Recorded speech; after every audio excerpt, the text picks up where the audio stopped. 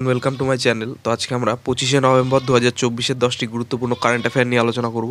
তো ডিরেক্টলি চলে যাচ্ছি। নাম্বার 1, নারী নির্যাতন প্রতিরোধে আন্তর্জাতিক দিবস পালন করা হয় 25শে নভেম্বর। এবছরের থিম হলো every 11 minutes a women is killed, no excuse, unite to end violence against women. Next number 2, electronics গাড়ির উপর রোড ট্যাক্স এবং রেজিস্ট্রেশন ফিতে 100% ছাড় ঘোষণা করলো তেলেঙ্গানা।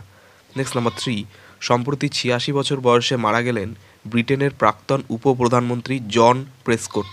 নেক্সট নাম্বার 4, 2024 থেকে 2031 সাল পর্যন্ত সমস্ত এশিয়ান ক্রিকেট কাউন্সিল টুর্নামেন্টের মিডিয়া রাইটস পেল Sony Pictures Networks India. Next number 5, বাংলাদেশের প্রধান নির্বাচন কমিশনার হিসেবে নিযুক্ত হয়েছেন AMM Nasir Uddin. Next number 6, Ustad বিসমিল্লাহ খান ইউবা পুরস্কার এ ভূষিত করা হবে 82 জন শিল্পীকে।